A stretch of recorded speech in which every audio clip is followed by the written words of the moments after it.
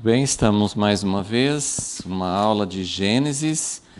Vamos começar hoje no capítulo 16, história de Ismael, uma história bem conhecida, mas talvez nem sempre tão bem aplicada ou interpretada. Então vamos pedir ao Senhor que nos ajude nessa mais um passo, na história de Abraão, essa história, esse incidente com Agar e Ismael. É algo que tem muita repercussão e estamos querendo entender com mais clareza o que Deus quer nos mostrar através disso. Senhor, nós pedimos a Tua presença, a Tua revelação, queremos realmente entender, ó Deus, aquilo que o Senhor quis mostrar. E nós sabemos que cada história tem um relato, são fatos históricos que realmente aconteceram, mas também o relato tem um objetivo. E aquilo que o Senhor, o Teu Espírito, inspirou para colocar essa história nas Escrituras e para colocar dessa forma, tem detalhes importantes, tem aspectos importantes e queremos que o Senhor fale conosco. Desejamos a Tua presença, a Tua revelação e que isso possa tocar na vida de cada pessoa que está ouvindo e que o Senhor possa continuar falando conosco. Nós pedimos em nome de Jesus. Amém.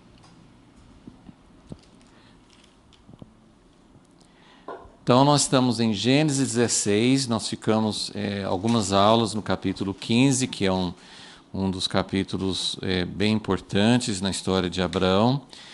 Podemos até achar, de certa forma, que o capítulo 16 é um parênteses, é um desvio, uma parte da história que não é tão importante, não tem tanta relevância, ou até mesmo que não deveria ter acontecido. Tem vários aspectos aqui que nós temos costume de aplicar em relação à história de Ismael. Algumas coisas são bem conhecidas, o aspecto de Ismael ter sido um filho que foi gerado por uma ideia humana, não foi dentro da promessa, Nós falamos que ele foi um filho da carne, um filho que veio não de acordo com a promessa ou de acordo com a intenção, não foi planejado por Deus, não foi algo que Deus falou, olha, você deve fazer isso. Então, nós conhecemos alguns aspectos dessa história, mas nós vamos seguir um capítulo curto e está entre dois grandes capítulos, não grandes em tamanho, mas grandes na importância, que é o capítulo 15 e o capítulo 17. O capítulo 17 também é um capítulo muito importante, tem coisas tremendas da aliança de Deus com Abraão, mas no meio, entre 15 e 17, nós temos essa história de Ismael, que envolve principalmente aqui as personagens de Abraão e Sara. Estou usando os nomes já que Deus mandou mudar os nomes, que isso vai acontecer no capítulo 17, mas eu estou usando porque são os nomes mais conhecidos, A gente conhece mais Abraão e Sara, e não Abrão e Sarai, que eram os nomes que eles tinham no início. Então vamos ver aqui no capítulo 16, versículo 1. Ora, Sarai, mulher de Abrão, não lhe dava filhos, mas tinha uma serva egípcia cujo nome era Agar. Então, se você tem o esboço, nós estamos colocando que nos primeiros capítulos, 12, 13, 14 até o capítulo 15 também, o foco maior da história de Abraão com Deus, de Deus levando Abraão a receber as promessas, andar dentro das promessas, o foco maior era a terra. É evidente que desde o início a necessidade dele ter um filho, e aliás a gente pode lembrar no final do capítulo 11, quando começa a falar mesmo de Abraão e Sara e da história deles, que começa, a gente sempre pensa no capítulo 12, mas começa, na verdade, na genealogia, no capítulo 11, e no final do capítulo 11, quando fala a respeito do pai de Abraão, dos irmãos dele e tal, No capítulo 11, versículo 30, diz assim: Sarai era estéril, não tinha filhos. Então, essa foi, na verdade, a primeira informação que a gente que as escrituras nos deram de Abraão e Sara, que eles eram ela era estéril, ela não podia ter filhos.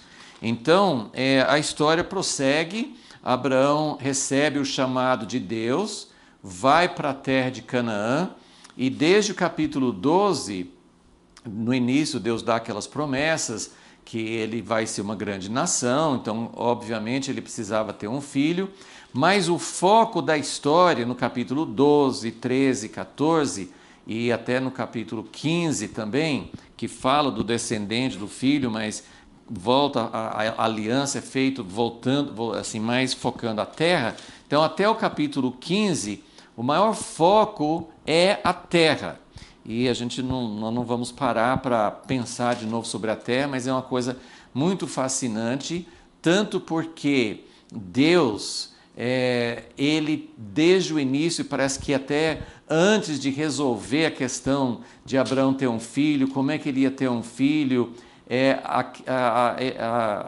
o assunto de Deus com Abraão era a terra. Assim que ele chegou em Canaã, Deus apareceu para ele e falou assim: é essa terra que eu te falei, essa é a terra. E depois do capítulo 13, Deus fala com ele: pode andar de leste a oeste, norte a sul, toda essa terra é sua.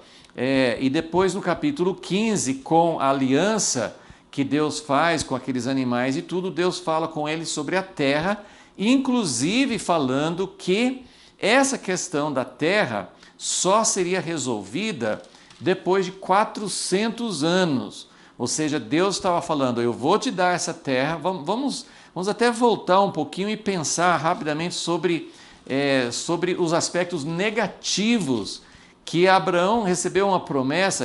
Deus falou com ele em Gênesis 12, 7, eu vou dar essa terra para a sua descendência. Essa terra, ela vai ser sua.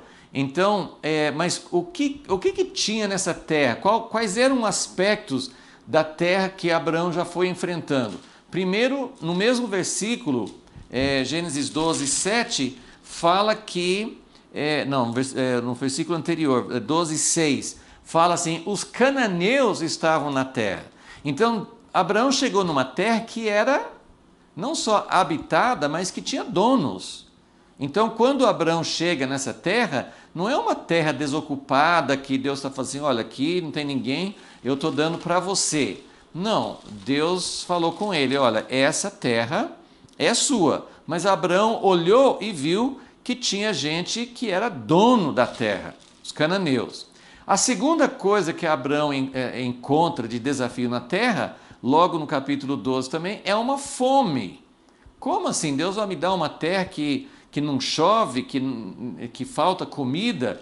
Então ele vai para o Egito e ele tem um teste para ele entender se não é para sair da terra, é para ficar dentro da terra, mesmo tendo cananeus, mesmo tendo fome, eu estou te dando a terra. Então Deus dá promessas, mas essas promessas não são concretizadas imediatamente. Já falamos um pouco sobre essa questão de teste, os testes da fé. E são nesses testes, nessas dificuldades, nesses obstáculos que a fé cresce e que Deus começa a desenvolver algo realmente de valor no relacionamento com Abraão. Mas não acabou ainda.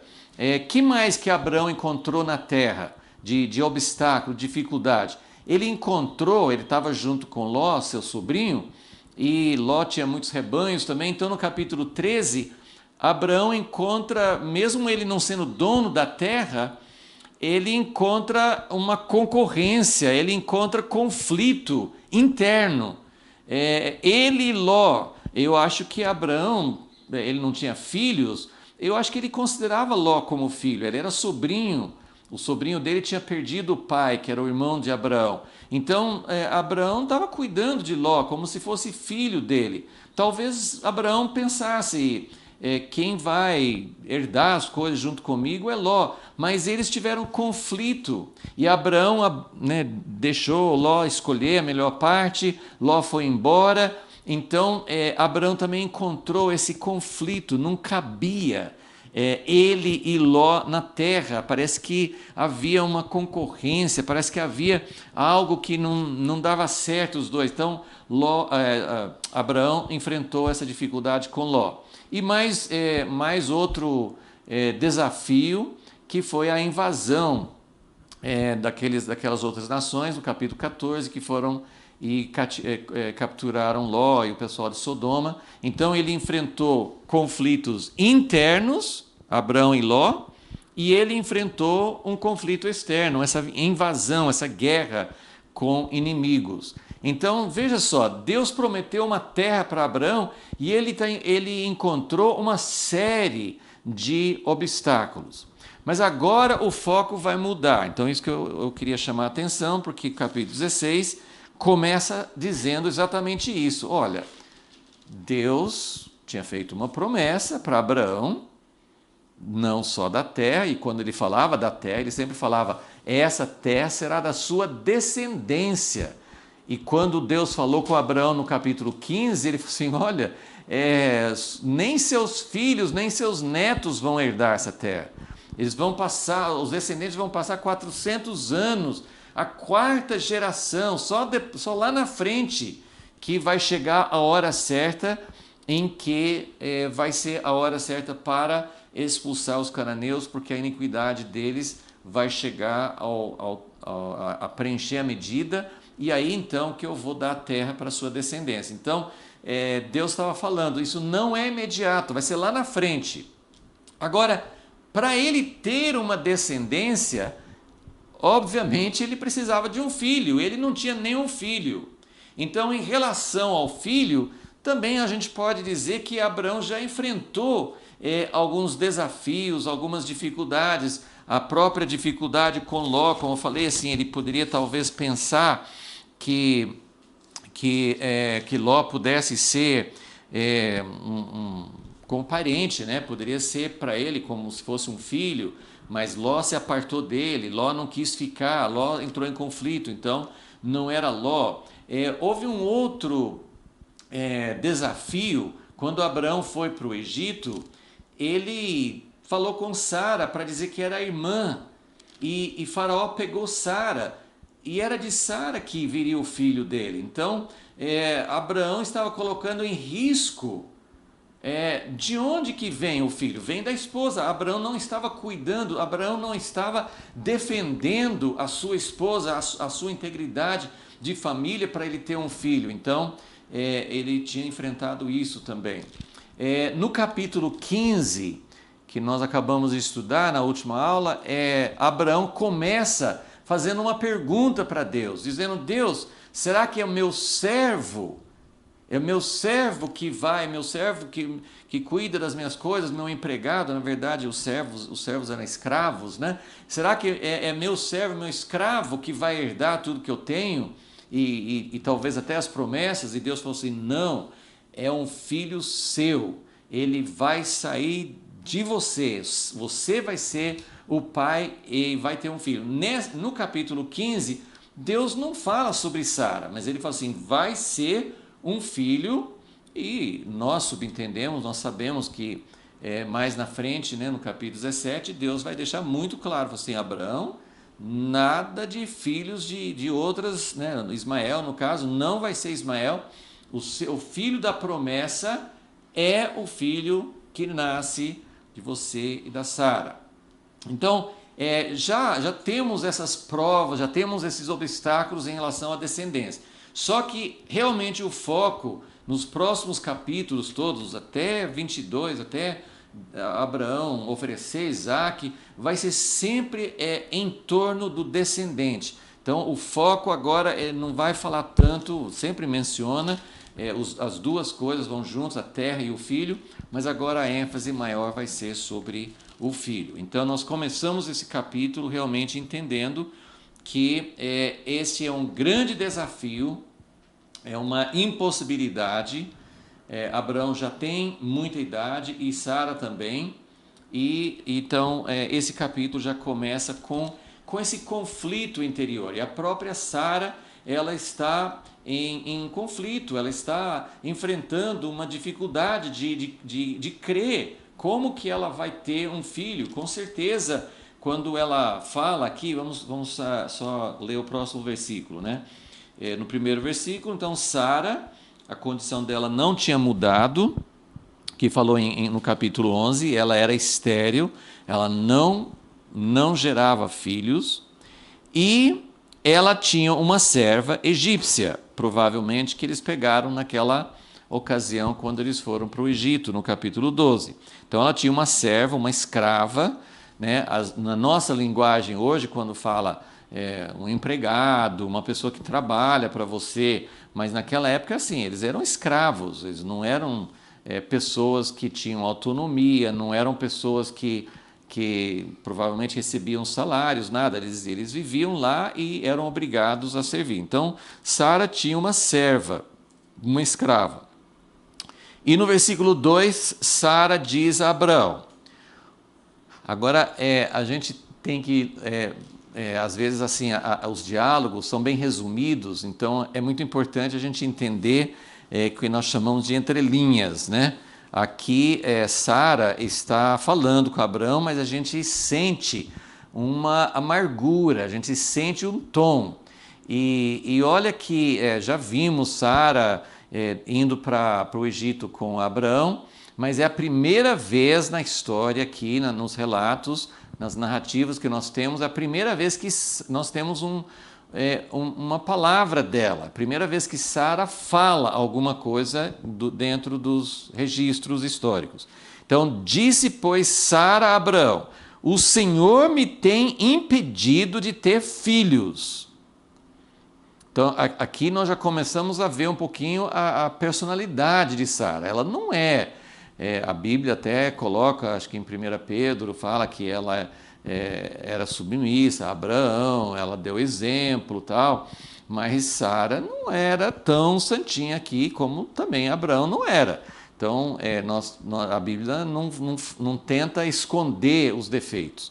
Então, Sara fala com Abraão, mais ou menos dizendo assim: olha, Deus prometeu um filho, mas Deus não me dá, Deus não me permite. E talvez ela está dizendo isso porque aqui ela tinha 10 anos a menos do que Abraão. Abraão tinha 85 anos nessa história, então Sara tinha 75. Então ela não tinha mais condições de ter filho, ela não tinha mais, ela estava na menopausa. Ela está dizendo: o Senhor me tem impedido de ter filhos, eu não posso ter filhos. E ela coloca a culpa em Deus. E isso é muito interessante, porque de fato quem determina todas as coisas é Deus. Nós temos, assim, nas histórias dos patriarcas, Abraão, Isaque e Jacó, os três tiveram mulheres estéreis, os três. Sara era estéril, Rebeca era estéril, 20 anos, ela não teve filhos com Isaque. Isaque orou e Deus permitiu que Rebeca pudesse ter filhos. Então, na linhagem aqui, os patriarcas todos tiveram esposas estéreis. Jacó teve 2 esposas. A Bíblia não fala que Lia era estéril, mas a Bíblia coloca assim, porque você lembra da história que Jacó queria casar com Raquel. Jacó não pensava em casar com Lia, a irmã dela.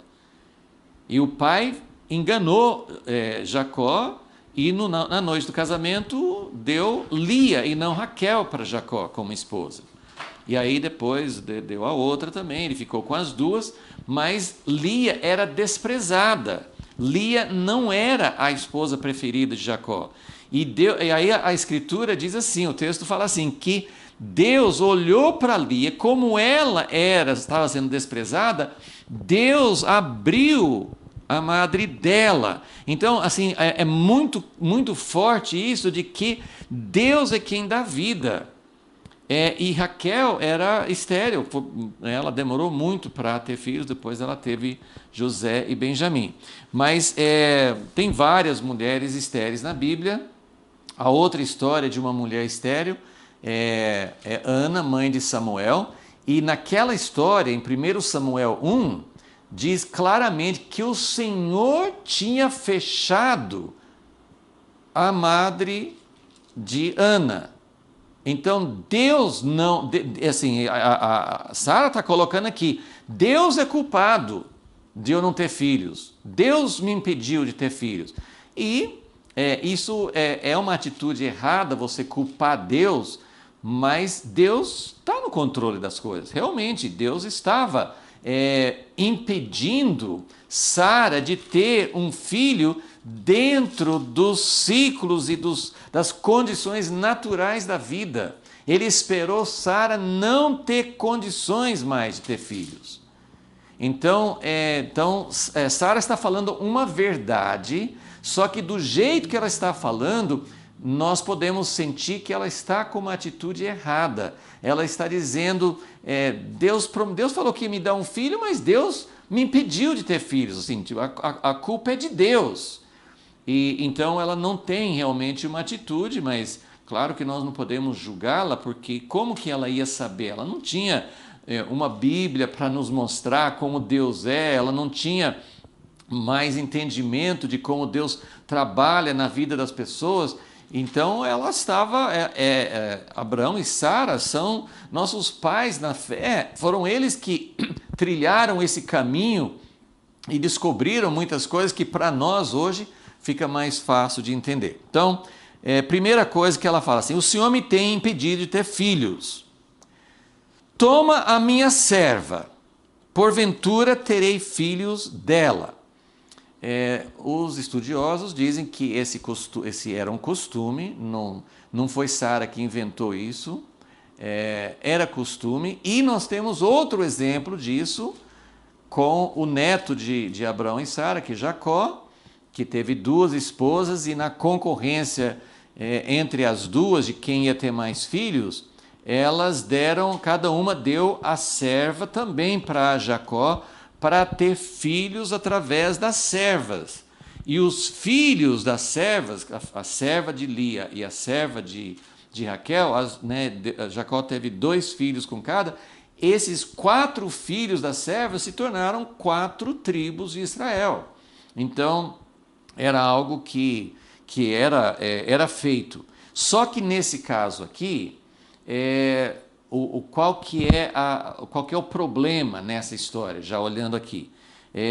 Ela está inventando uma outra forma de cumprir a promessa de Deus. Deus tinha prometido um filho através de Abraão e Sara. Eles teriam um filho que abençoaria todas as nações, seria o caminho, o instrumento de Deus para a redenção do mundo. E é muito importante, né? Em Gênesis 15, como já mencionei, Abraão perguntou, vai ser meu servo? Deus falou assim, não, é você que vai ter um filho. No capítulo 15, Deus não falou assim, com Sara. Mas era assim, essa história do capítulo 16 vai mostrar cabalmente que Abraão seria pai, mas Sara, no capítulo 17, Deus dá um novo nome para Sara, os pais na fé, os pais da fé de toda a descendência da linhagem da fé na Bíblia, vem de Abraão e Sara. Deus está colocando uma importância enorme. Ele está dizendo, Abraão, você vai ter um filho. Mas quando Abraão tem um filho que não é com Sara, Deus fala assim, não é esse filho, porque o filho da promessa é com Sara, com quem você tem aliança. Então Deus dá importância para a aliança, Deus dá importância para a esposa, Abraão e Sara juntos que se tornam pais de Isaac, pais de toda a linhagem que vai levar para Jesus. Então tudo isso é muito significativo porque Deus está mostrando a importância do casal, marido e mulher juntos, como co-herdeiros das promessas e da missão de Deus. Então Sara está trazendo um outro caminho, uma outra estratégia para chegar lá. Tá? Então ela fala, Toma minha serva, eu vou ter filhos dela. E eu quero que vocês pensem um pouquinho, porque a gente conhece a história, talvez a gente não pensa muito na situação. Era muito comum ter escravos, como eu falei, assim, isso era o costume da época.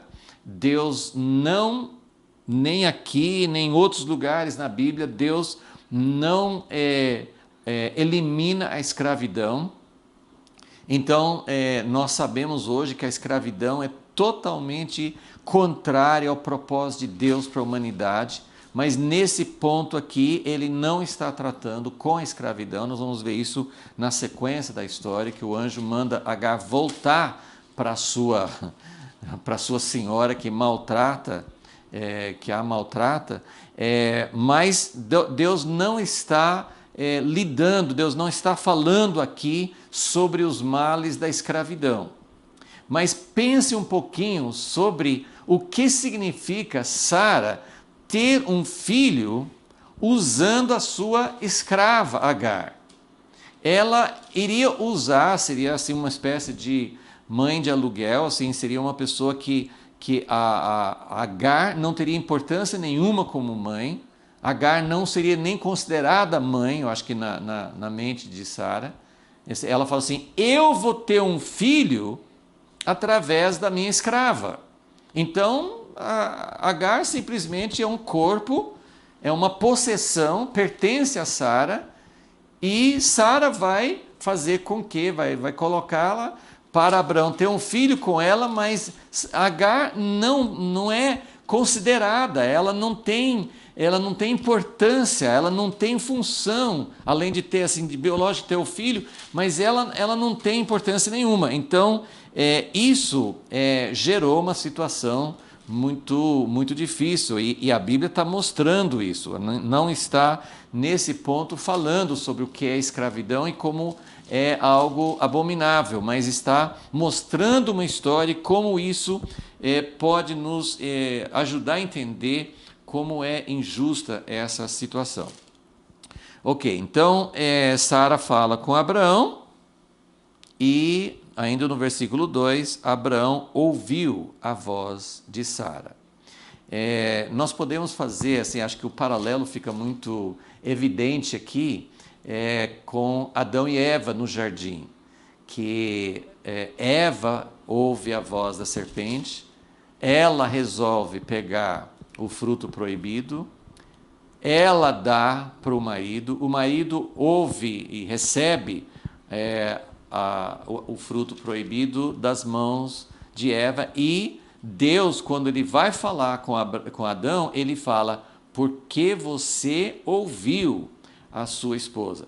Isso não é uma indicação de que os maridos não devem ouvir suas esposas, mas isso é uma indicação de que, se é algo que Deus falou ao contrário, isso pode ser vice-versa, pode ser a esposa ouvindo o marido. Não é para ouvir algo que é contrário à vontade de Deus. Então, podemos questionar aqui se Abraão sabia, se Abraão tinha alguma noção de que isso não era uma coisa certa. Mas assim como Deus tinha falado com Adão, não coma do fruto da árvore do conhecimento do bem e do mal. Deus tinha falado com Adão. Adão passou para Eva. Então, quando Eva, que não ouviu diretamente de Deus, quando ela ouviu a voz da serpente, até o Novo Testamento, né, Paulo fala em Timóteo que Eva foi enganada e Adão não. Então, Eva tinha mais facilidade de ser enganada porque ela não tinha ouvido essa voz diretamente de Deus. Aqui também nós poderíamos usar o mesmo princípio, de que Sara provavelmente não ouviu Deus dando as promessas e dizendo, é você que vai ter um filho. E talvez Deus não tivesse deixado claro que tinha que ser com Sara. Então, mas Abraão tinha mais condições de conhecer, de saber o que deveria fazer. Mas aqui, até um certo ponto, vamos vamos admitir que Abraão falou assim, Sara está achando que é assim que deve ser, vamos seguir. Então, Abraão ouve a voz de Sara. Então, versículo 3, assim Sara, mulher de Abraão, tomou Agar, egípcia, sua serva, e a deu por mulher. Essa frase aqui é importante. E ela deu a serva. Então, de certa forma, a serva está sendo elevada. Na cabeça de Sara, não. Mas, do jeito que está falando aqui, Sara tomou Agar e a deu por mulher a Abraão. Então, seu marido, depois de ter Abraão habitado 10 anos na terra de Canaã.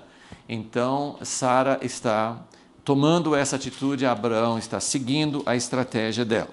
Então, versículo 4, Abraão conheceu Agar, ela concebeu, e aí acontece algo que inicia o conflito. Porque, no versículo 4, vendo Agar, que concebera, desprezou a sua senhora. Então disse Sarai a Abraão. Então, mais uma vez, nós vamos conhecer um pouquinho mais de quem é Sara. Sara disse a Abraão. Agora aqui, no versículo 2, ela está culpando Deus por ela ser estéril, por ela não ter filhos. No versículo 5, ela está dizendo a seu marido, sobre ti seja a afronta que me é dirigida. Então, Sara se sente afrontada por Agar, e Sara está dizendo, bom, agora, Abraão, é você que tem que resolver isso.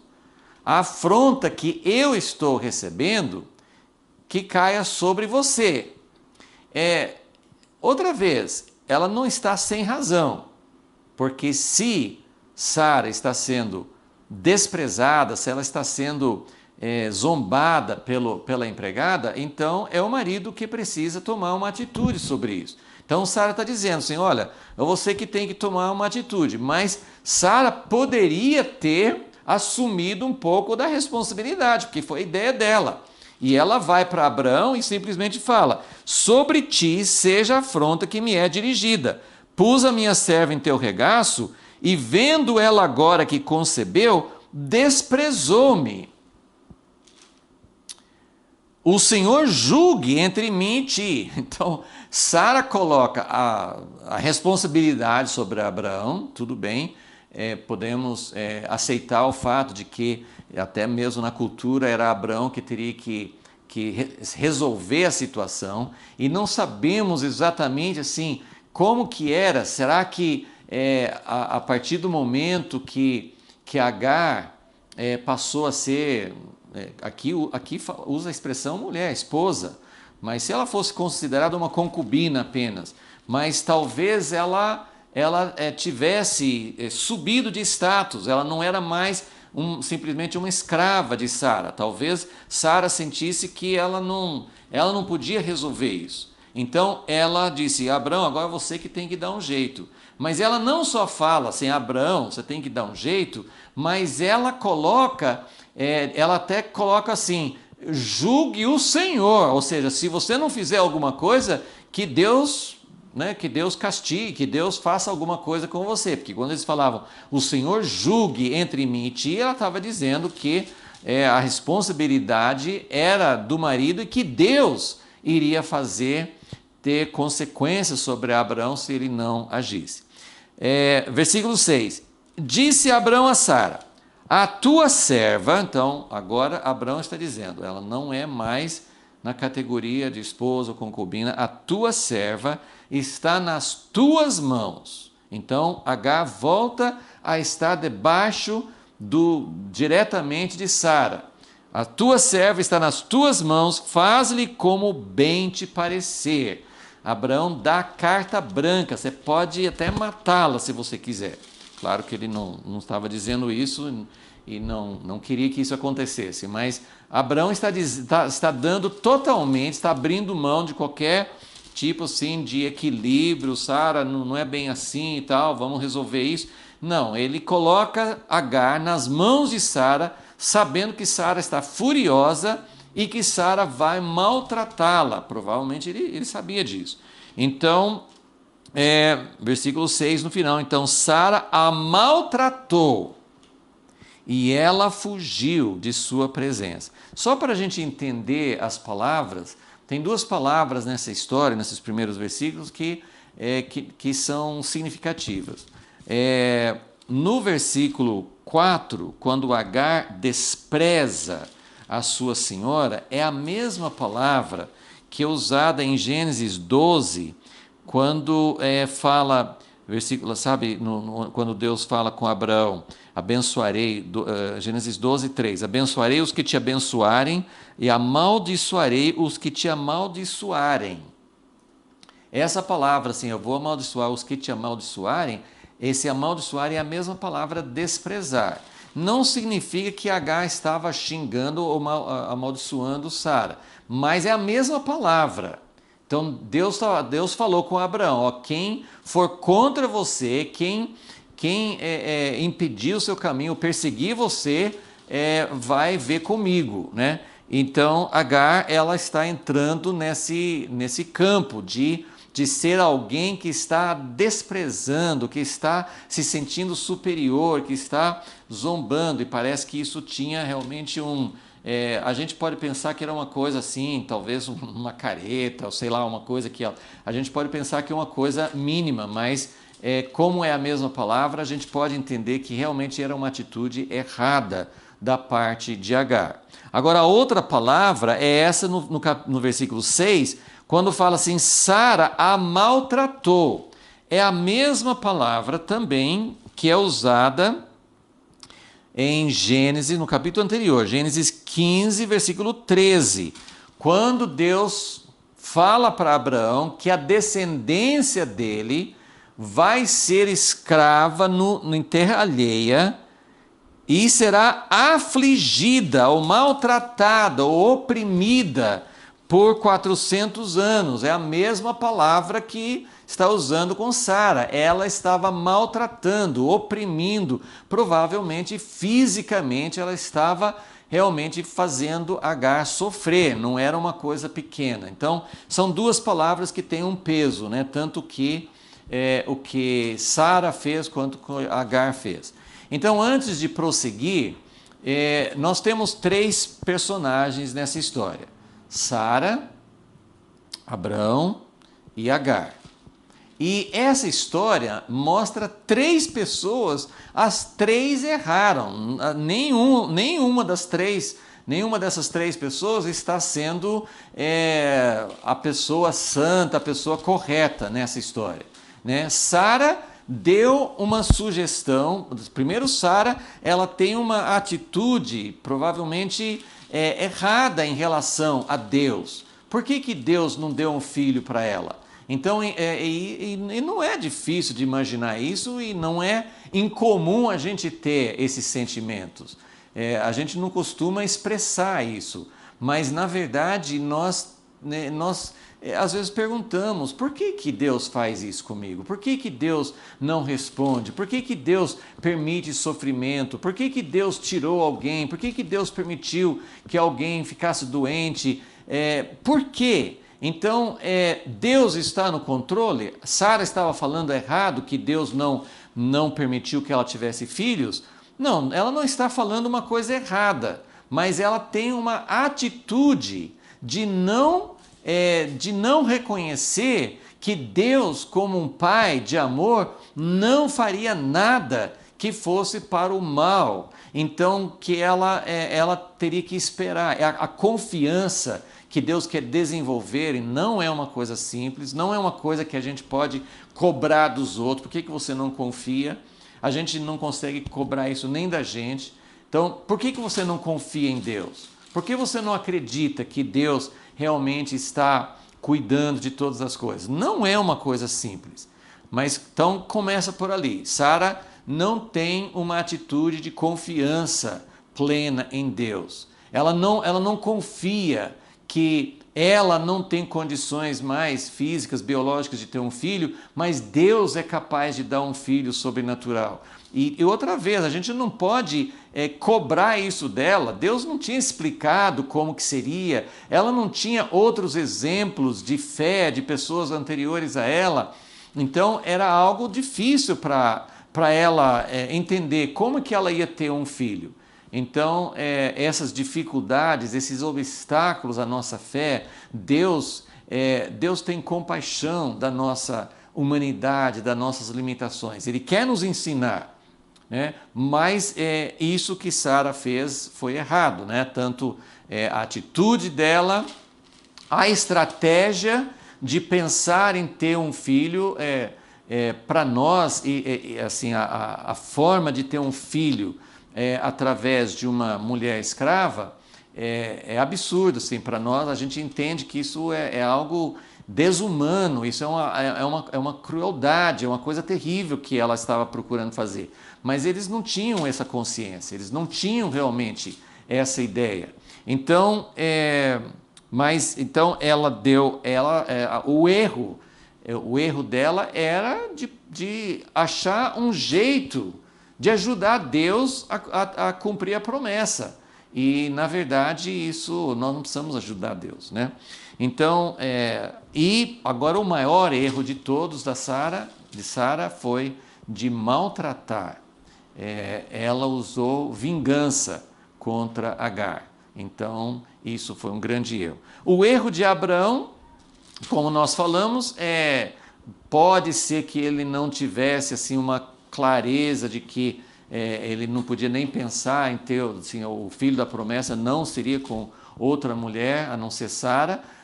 Será que Abraão entendia isso já? Mas, de qualquer forma, Deus estava ensinando, mostrando com isso aqui que não era o caminho certo. Mas o grande erro de Abraão, no meu entendimento, era depois que Sara ficou brava com Agar por ter desprezado, por ter demonstrado uma atitude de arrogância, Abraão permitiu que Sara maltratasse. Então, esse foi um grande erro de Abraão.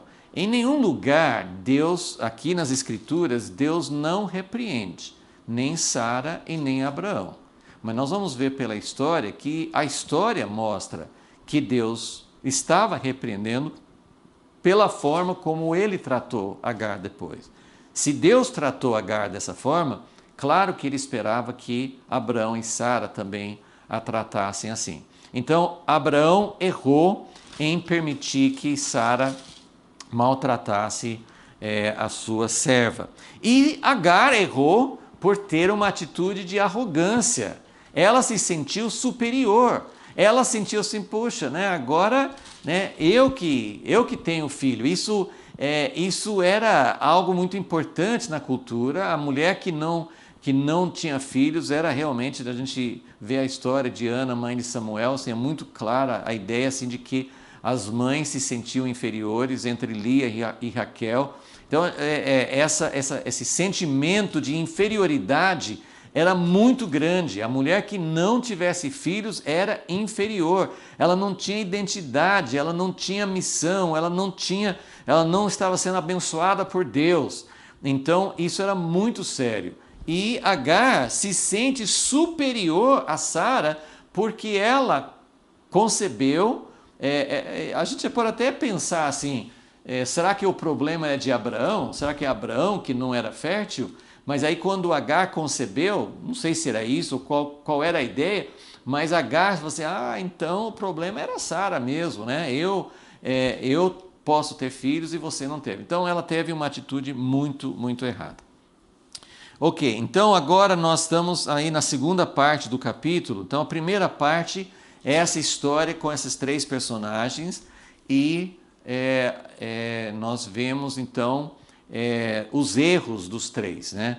Assim, é uma coisa assim muito interessante ver e nós vamos ver outras histórias aí para frente, as histórias de Jacó, dos filhos de Jacó. Tem umas histórias assim de muita mostrando assim que as pessoas eles eram patriarcas também, né? Os 12 filhos de Jacó eram patriarcas, e Judá, histórias terríveis com ele, todos os irmãos de José, o que eles fizeram com José. Então nós temos histórias que mostram que até o próprio Abraão, quantos erros Abraão cometeu, quantos erros Jacó cometeu. Então nós temos as histórias que mostram como Davi, como, né, os homens de Deus, eles tinham falhas muito sérias. Então essa história de Ismael, a própria história é um erro, né? Porque dentro do que nós podemos entender que era o propósito, o plano de Deus para Abraão e Sara, Deus não tinha planejado Ismael, não era para ter acontecido isso. Então, a maneira, e eu vou falar sobre isso daqui a pouco, mas a interpretação clássica, comum desse capítulo, e que não é uma interpretação errada, mas eu quero mostrar que tem algo mais aqui do que isso. Mas a interpretação clássica é: Abraão e Sara não souberam esperar o milagre, então eles deram um jeito e produziram um filho na carne. Esse filho da carne foi assim, deu tudo errado, deu conflito dentro de casa. Sara brigou com Agar, Sara maltratou Agar, e depois vai ter Ismael vai aparecer lá na frente, depois que Isaac nasce. Então, assim, tem histórias, e os descendentes de Ismael, os árabes, os islâmicos. Então nós temos uma interpretação que coloca como se a única parte dessa história fosse o erro, e que esse erro foi algo que trouxe muita dor de cabeça, muito sofrimento. E quando você faz uma coisa na carne, você produz algo que traz erros, que você vai colher o que você plantou. E tudo isso é verdadeiro, e essas lições podem ser tiradas. Talvez hoje, nesta aula, talvez a gente não tenha tempo de ler em Gálatas 4, mas Ismael vai aparecer depois, mais na frente, no capítulo 21, então nós vamos ter outras, nós vamos voltar à história de Ismael. Mas essa é a primeira parte, né, até o versículo 6, essa é a primeira parte da história, e tudo isso que eu falei é verdade, é uma interpretação correta. Quando nós tentamos dar uma mão para Deus, quando nós produzimos algo na carne, quando nós produzimos algo na obra de Deus, quando nós produzimos coisas que vêm da nossa capacidade natural. Abraão ainda podia ter filhos, Sara não podia, mas eram eles juntos. E como Deus nos coloca juntos, em primeiro lugar na família, Deus nos coloca em famílias, e a missão de Deus, o chamado de Deus é para famílias, mas não só os casais, as famílias naturais. Deus nos coloca no corpo, no reino dele, junto com outras pessoas, e Deus não dá capacidade de um. Abraão sozinho, ele não podia gerar o filho que seria o descendente que traria as promessas. Ele precisava de Sara, eram os dois. E esse princípio de 2 ou 3, esse princípio de pluralidade, esse princípio de depender uns dos outros para poder gerar o que Deus quer. Abraão sozinho não podia. Abraão com Agar podia, mas não era, a aliança dele não era com Agar, a esposa dele não era Agar. Então não era para produzir Ismael. Isso não foi uma ordem de Deus. Foi realmente começado tudo errado.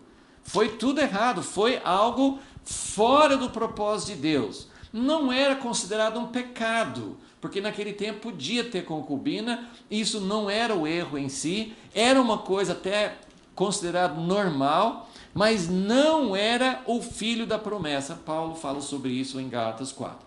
Então, mas hoje, nesta aula, eu quero mostrar um outro lado da história, porque o capítulo não termina aqui. E o resto do capítulo é fantástico, é uma coisa impressionante. Então nós vamos ler agora do versículo 7 em diante, e nós vamos procurar entender, porque sempre quando nós lemos a Bíblia, a gente quer saber o que Deus quer falar comigo, o que Deus quer falar conosco hoje. Isso é uma pergunta muito válida. Mas é muito importante também sempre perguntar o que é que Deus quis mostrar, não só para mim, não para mim hoje, no século XXI, mas o que Deus... Essa história está na Bíblia por quê? O que Deus quis mostrar? Em parte, isso que nós falamos, porque a história de Ismael vai continuar e nós vamos ver que realmente trouxe algumas consequências que não eram aquilo que Deus queria. Mas esse capítulo, nós vamos ler os versículos que faltam e nós vamos procurar ouvir se Deus colocou essa história na Bíblia, o nascimento de Ismael, né? Até chamei essa aula Ismael, bênção ou maldição? Nós precisamos entender isso, e isso tem implicações de hoje, porque nós temos os descendentes de Ismael, né? As nações árabes, os descendentes árabes. Então nós precisamos ter um entendimento, como é que Deus vê essa história? Porque se Deus quisesse mostrar que o nascimento e o incidente de Ismael é 100% maldição, não teria esse resto da história. Então vamos lá. No versículo, versículo 6 termina Sara maltratando Agar e ela fugindo. Então versículo 7.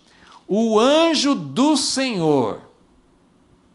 Ok, eu vou ler essa história porque tem muitas coisas muito importantes. Se eu parar em cada frase, cada palavra, a gente não vai ter uma visão da história. Eu vou ler, mas tem muitas coisas significativas aqui. O anjo do Senhor encontrou Agar, junto a uma fonte de água no deserto, a fonte que está no caminho de Sur. Eles estavam, nesse tempo, eles estavam em Canaã, ela era uma egípcia. Ela estava fugindo de Sara, estava indo para a terra dela, para o Egito, né? A fonte está no caminho de Sur, no caminho do Egito. Então o anjo do Senhor disse, versículo 8, Agar, serva ou escrava de Sarai, de onde vieste e para onde vais? Ela respondeu, estou fugindo da presença de Sara, minha senhora. Então lhe disse o anjo do Senhor, volta para tua senhora, humilha-te debaixo de suas mãos. Diz-lhe mais o anjo do Senhor, multiplicarei sobremaneira a tua descendência, de modo que por numerosa não será contada. Disse-lhe também o anjo do Senhor, concebeste e terás um filho, a quem chamarás Ismael, pois o Senhor ouviu a tua aflição. Ele será como um jumento selvagem entre os homens, sua mão será contra todos e a mão de todos contra ele. Habitará diante, ou a minha tradução fala habitará diante de todos seus irmãos, mas geralmente assim, acho que a ideia é mais assim que ele habitará, ele terá assim uma oposição, ele estará em conflito, né, com todos os seus irmãos. Versículo 13. Ela chamou o nome do Senhor com quem ela falava, tu és Deus que vê. Pois disse ela, agora olhei para aquele que me vê. Pois por isso aquele poço se chama Beer-Lahai-Roi, está entre Cádiz e Bered. Assim Agar deu um filho a Abrão. Abrão pôs o nome de Ismael no seu filho que tivera Agar. Tinha Abrão 86 anos quando Agar lhe deu Ismael. Então esse é assim, o restante da história mostra o que aconteceu com Agar depois que ela fugiu. Se Ismael foi um erro, realmente, né, nós estamos analisando aqui, Sara cometeu um erro, Abraão cometeu um erro. Ismael nasceu. Foi uma obra da carne, foi uma estratégia humana. Mas se Ismael era apenas um erro, por que Deus se importou tanto que foi atrás dela e chamou-a de volta e deu uma bênção. E isso não termina aqui.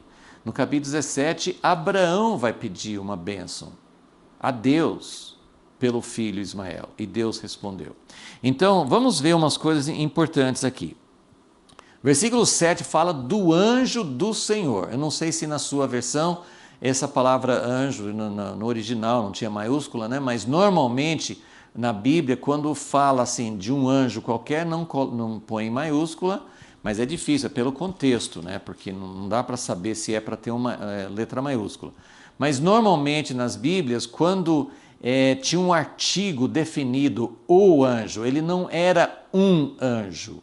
E se você tiver a oportunidade de ler um livro maravilhoso, que é Quem Almoçou com Abraão, lá tem um capítulo que explica tudo assim sobre a gramática original, o hebraico e como que era essa coisa de anjo do Senhor, que na verdade no hebraico não era anjo do Senhor, eram duas palavras que se transformavam em uma só.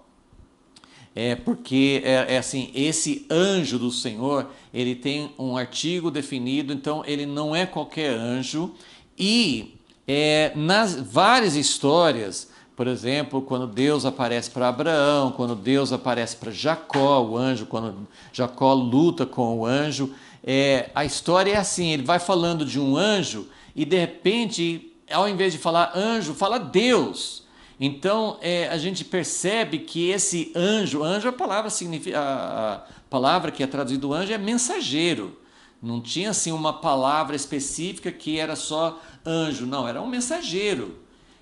Mas esse mensageiro, que em Malaquias 3 refere-se ao próprio Jesus como mensageiro, mas esse mensageiro que era um anjo que aparecia e que depois falava, porque no versículo 13, Agar entende que ela viu Deus. E isso aconteceu também com os pais de Sansão, em Juízes 13. Então nós temos várias situações em que o anjo do Senhor aparece e era realmente um aparecimento de Deus.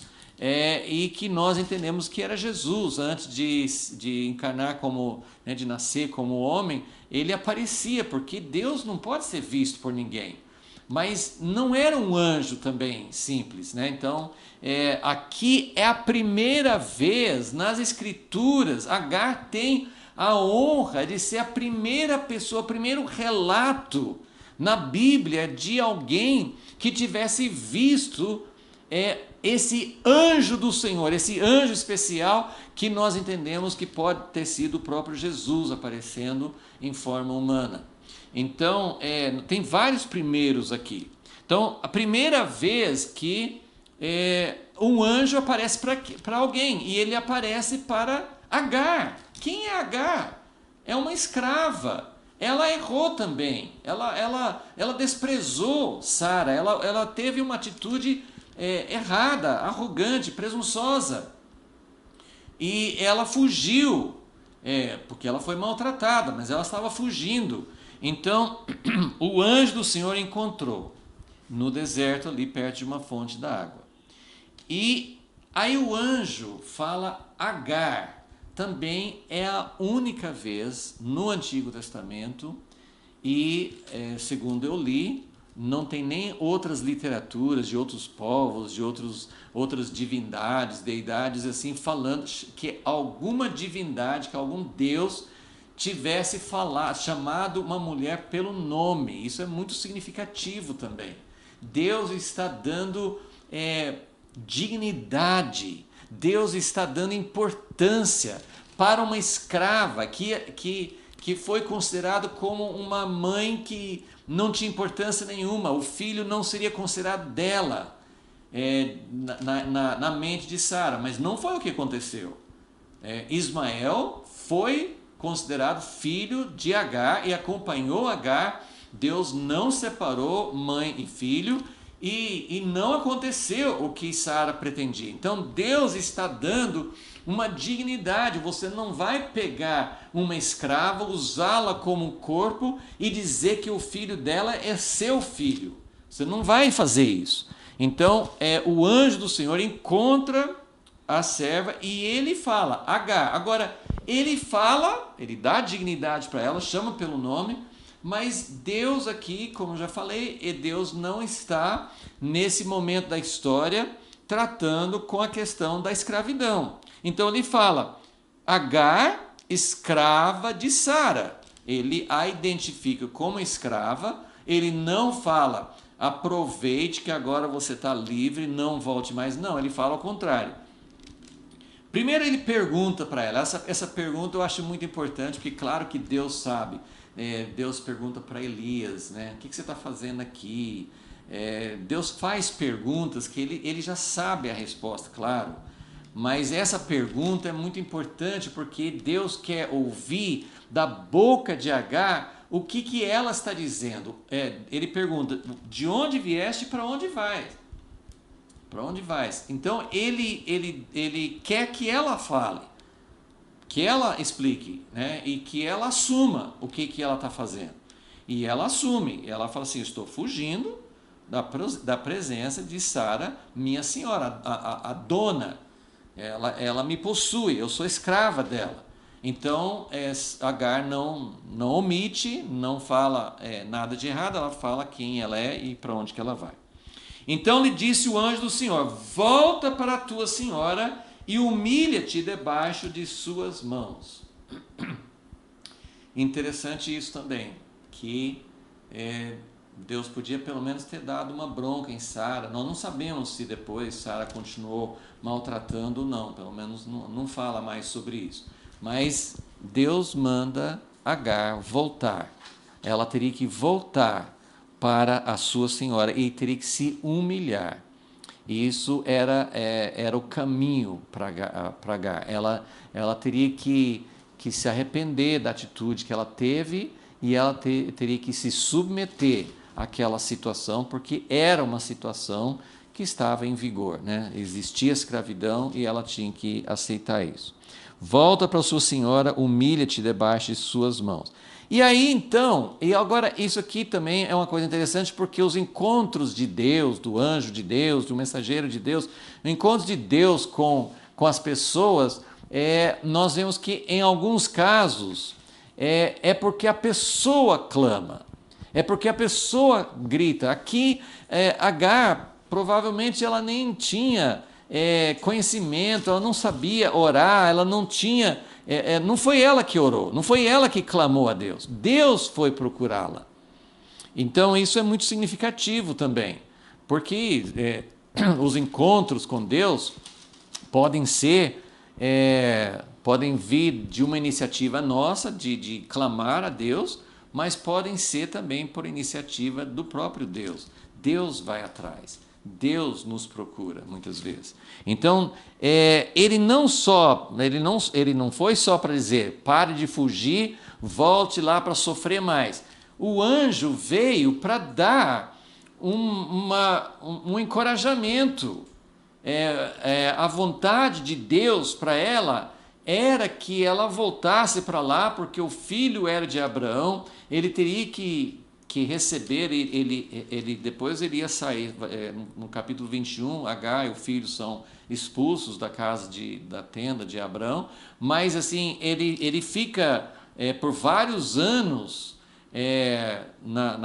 no lar, né, na casa de Abraão, e ele recebe com isso algo de bênção, ele é circuncidado no capítulo 17.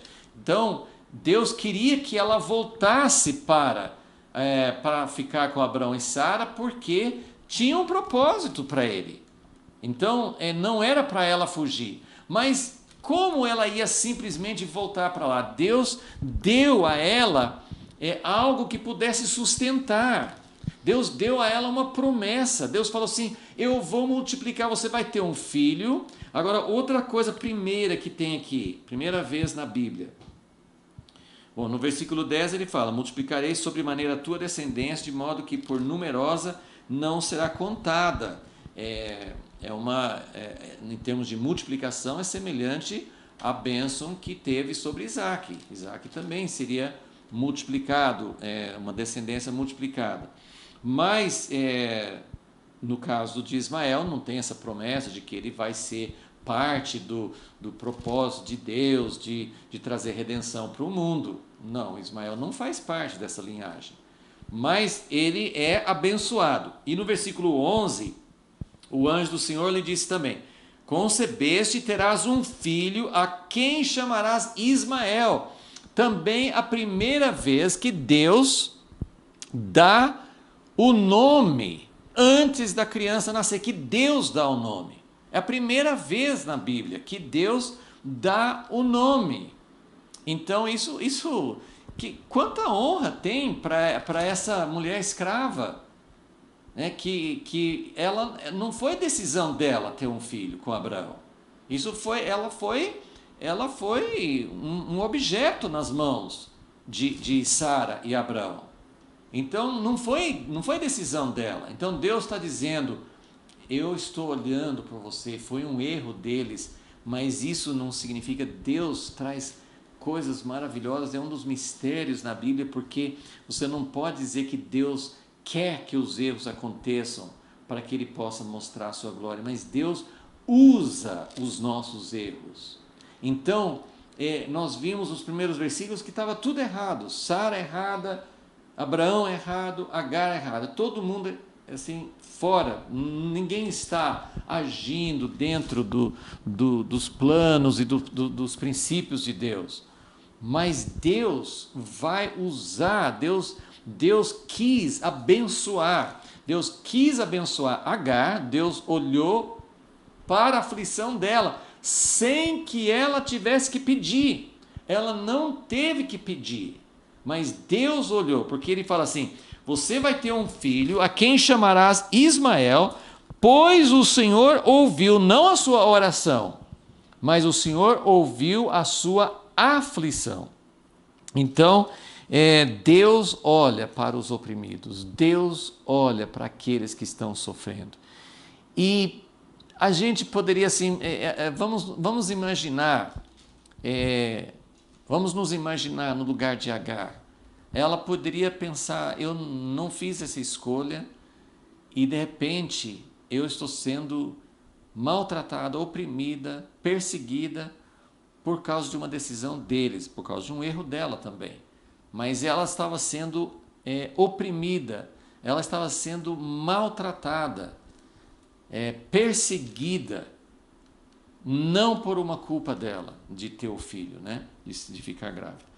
Então Deus olhou para a sua aflição, Deus viu, e é por isso que eu falo assim: Deus não foi falar com Abraão e Sara que eles tinham errado, mas a ação de Deus foi uma repreensão.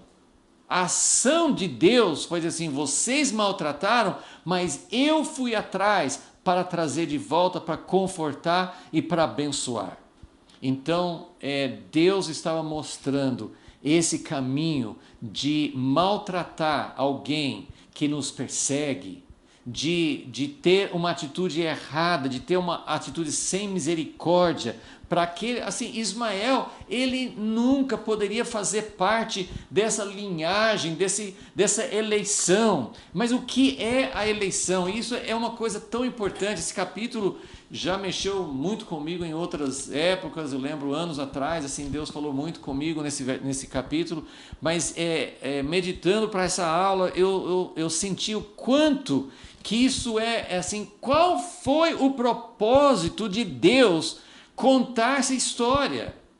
Se o propósito de Deus de contar essa história fosse só mostrar que eles não esperaram o milagre de Deus, Abraão e Sara não esperaram o milagre de Deus e produziram o filho da carne, se esse fosse o único propósito dessa história, porque, na verdade, o capítulo foca, o grande foco, qual que é? O que sobressai nesse capítulo?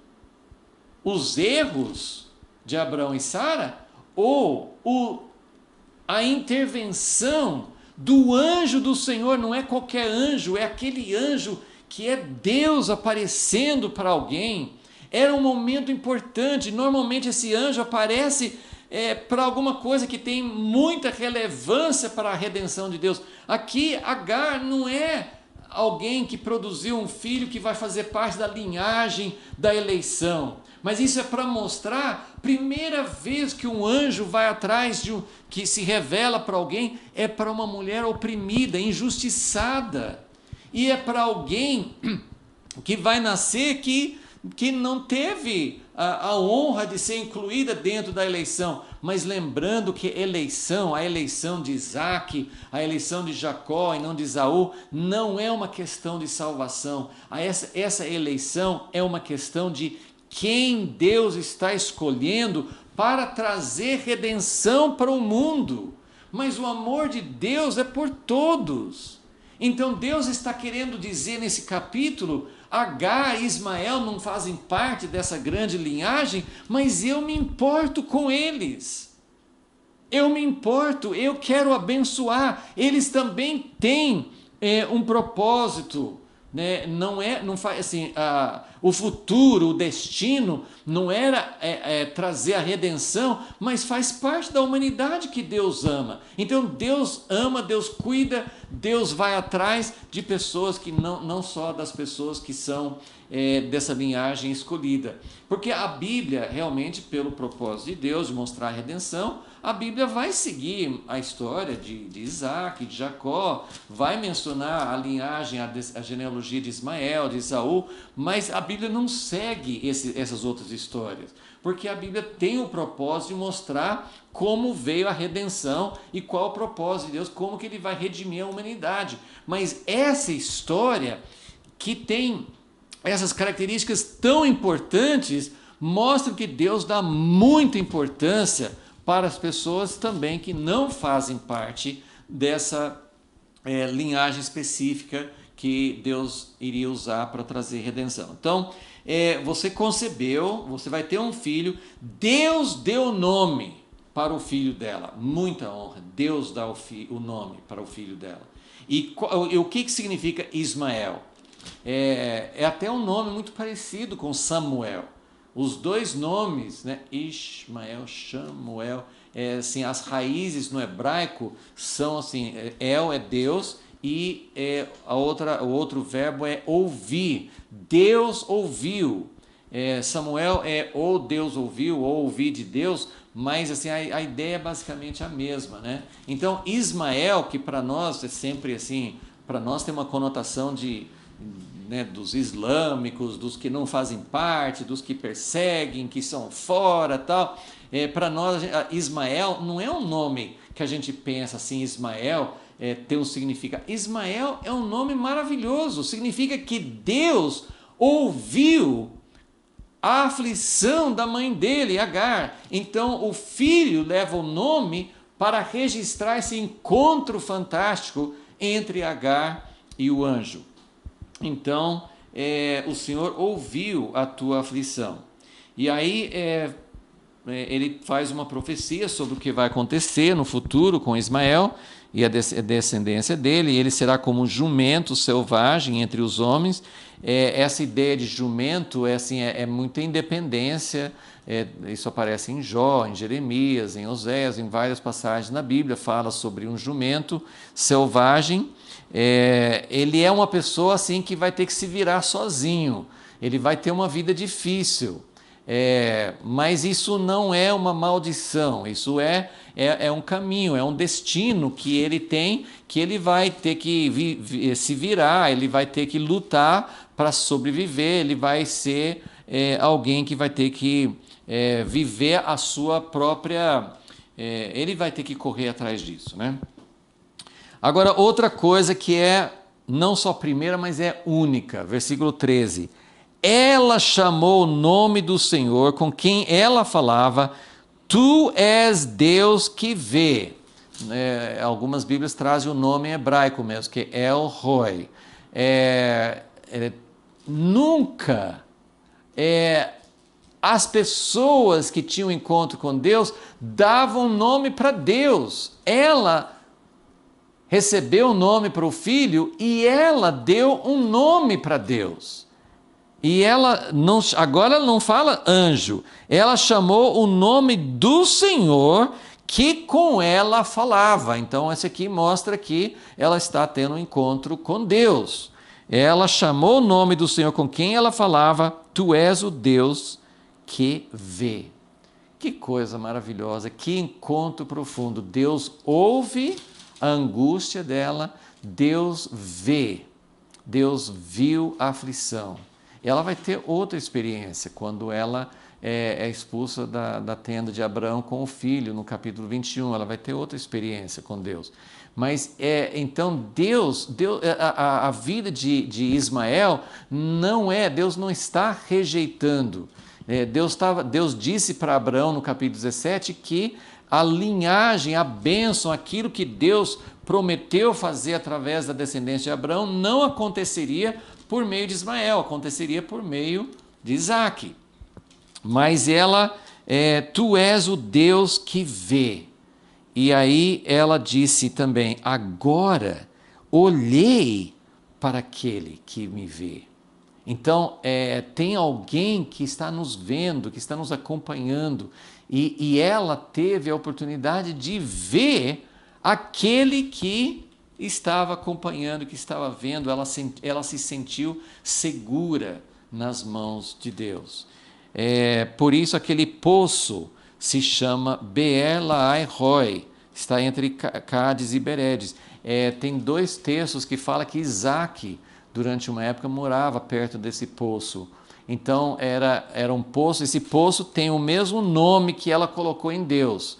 Era o poço daquele que me vê.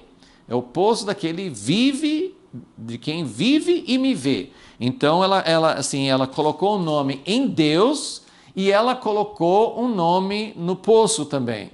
Então esses nomes e a mensagem, tudo isso aqui, esse é o foco do capítulo. O foco do capítulo não é para mostrar que Ismael não deveria ter nascido, mas o foco é mostrar que mesmo quando nós erramos, esse erro é patente, esse erro está registrado aqui, foi um erro mesmo. Mas Deus teve compaixão, Deus usa, isso não é uma justificativa para a gente errar. Isso não é para a gente falar assim: não, tudo bem, eu posso errar que Deus vai consertar, Deus faz tudo cooperar para o bem. Mas Deus está mostrando que mesmo quando nós pisamos na bola, mesmo quando nós fazemos algo que não é o que Deus tinha planejado, Deus pode transformar em bênção. Então, Ismael precisa ser visto não como alguém que só serviu para trazer problemas. Houve problemas. Lá na frente, depois que Isaque nasceu, Ismael também vai zombar, vai perseguir, e Deus deu aval para que ele não ficasse junto, porque não era o plano de Deus ele fazer parte disso. Mas isso não significa que Deus não tem um plano. E eu não vou entrar nisso agora, mas eu só queria lembrar, eu coloquei aqui nessa folha, né, só para a gente entender um pouco sobre isso, né, que o significado, assim, tem vários significados. Acho importante a gente entender que existe o significado alegórico.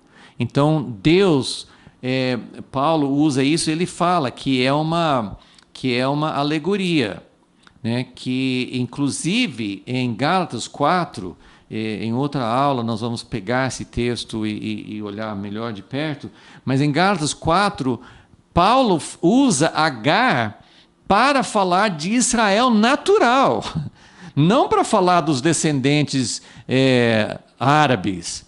A alegoria que Ismael representa é aquilo que nós fazemos na carne. Então, Deus não está dizendo, assim, nós temos uma ideia muito errada, e eu queria combater isso, porque isso, a igreja tem usado os 3 filhos de Noé, para dizer assim: olha, os descendentes de Cã são aqueles que habitam na África, então é justificado fazer escravos do povo negro porque eles foram amaldiçoados. Isso não é verdade. A descendência de de Noé, que foi amaldiçoado, foram os cananeus, porque eles fizeram coisas muito abomináveis diante de Deus. Mas hoje nós nem sabemos quem são descendentes deles, não tem nenhuma base bíblica para dizer que o povo negro, que o povo que veio da África, tem uma maldição sobre eles. Isso não é bíblico e, além do mais, isso é uma alegoria, né? Deus usou isso, no caso de Ismael, né? Deus usou isso para ser uma alegoria. Ele não disse que a descendência de Ismael seria uma descendência amaldiçoada. Não tem nenhum lugar na Bíblia que fala isso, e nós estamos vendo aqui como Deus fez questão de abençoar Agar e de dar promessas para Ismael. No natural, então, alegoricamente, né, isso representa algo que nós fazemos. Quando nós produzimos algo na carne, nós estamos produzindo algo que é como Ismael, mas não para dizer que Ismael no natural está sendo amaldiçoado. No natural, ele também é filho de Abraão. E Deus falou no capítulo 17, ele é seu filho, eu vou abençoá-lo também. Então, ele não era herdeiro daquelas promessas específicas que Deus deu para Isaac. Então, ele é filho de Abraão. Os árabes são semitas. Os árabes são semitas, eles são descendentes de Sem, eles são parentes do povo de Israel. E existem, né, a descendência atual tem destinos, como Deus tem um propósito para o Brasil, Deus tem um propósito para a China, Deus tem um propósito para países da Europa, assim por diante. Deus tem destinos específicos para nações, que isso também a gente não vai entrar agora, mas tem promessas para o Egito, tem promessas para a Síria, especialmente no capítulo 19 de Isaías, que Deus promete que eles vão ser ligados a Israel. Então, e hoje Deus está vivificando isso em Israel, em outros lugares. Deus está levantando irmãos preciosos, árabes, para apoiar os propósitos dele, para se unir, para fazer parcerias. Deus está curando essas brigas. Há pouco tempo, alguns meses, teve uma reunião que foi transmitida ao vivo, em que mulheres cristãs, mulheres que conhecem Jesus, árabes e judias, né, mulheres árabes, mulheres judias, estavam falando de como Deus está curando essa ferida que aconteceu entre Sara e Agar. Então Deus está mudando essa história, porque Ele tem um propósito. Ele tem um propósito específico para a descendência de Israel, mas os árabes fazem parte, como os brasileiros fazem parte, e talvez assim, não só como brasileiros, porque Deus tem promessas específicas para o povo árabe também. Então é algo maravilhoso. Deus quer nos dar uma visão diferente, e tudo aquilo que tem sido usado no passado, usando textos bíblicos para ter atitudes de desprezo para raças, né, como as raças africanas, ou para os islâmicos, para os povos árabes. Isso é uma ferida, isso é algo que vai totalmente contra, porque Deus chamou uma descendência para trazer Jesus, a descendência de Isaac e de Davi, né, aquela linhagem. Deus usou para trazer Jesus. Deus tem um propósito especial para a nação de Israel, para a volta dele, mas cada povo tem uma parte para contribuir. E os árabes vão contribuir. Muitas pessoas estão vendo como Deus tem um propósito específico para nações, para descendências árabes nesses últimos tempos, para se unir com a igreja, para se unir com o povo de Israel, para trazer o rei de volta. Então, que Deus nos livre, que Deus nos liberte de toda atitude de desprezo, de animosidade, de considerar a descendência de Ismael como inferior ou como amaldiçoado, né? Porque a bênção de Deus pela fé em Jesus, é como qualquer outra pessoa. Nós temos a entrada no reino de Deus. Não existem mais barreiras. Então Deus colocou tudo junto.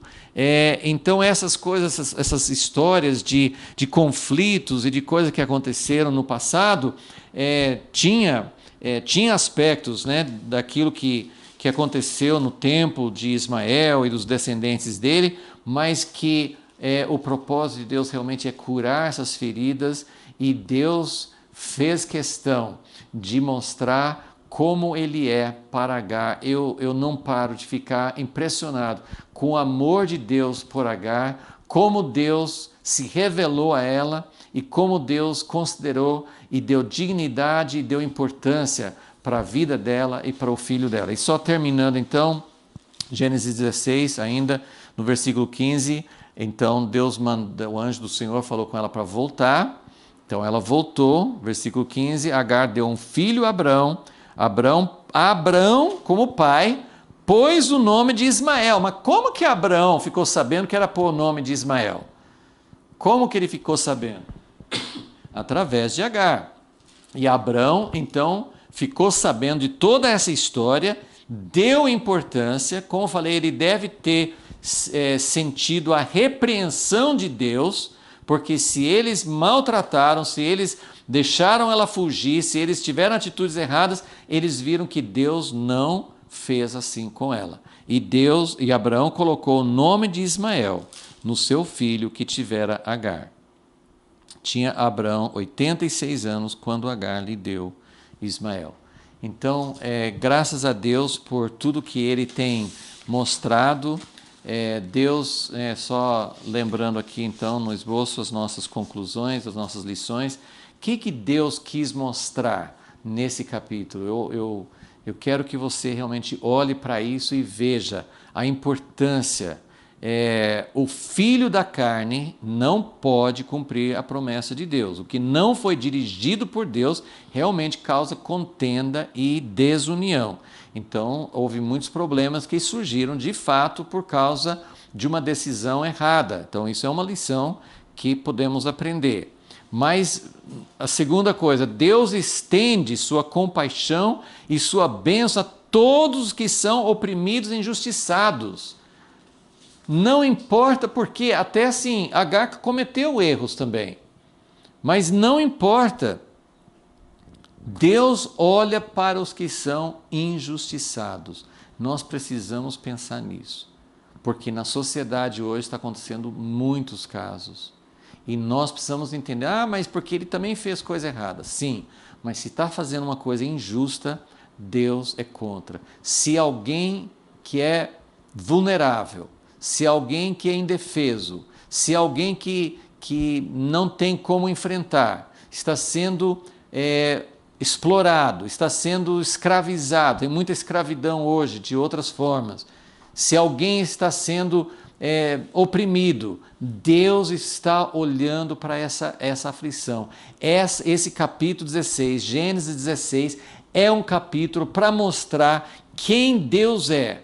Esse é o Deus que se revela nas Escrituras. Ele ama intervir, ele sofre com os que sofrem, ele quer libertar aqueles que estão sendo oprimidos. Então, Deus é contra, e a Bíblia é cheia de textos que falam sobre isso.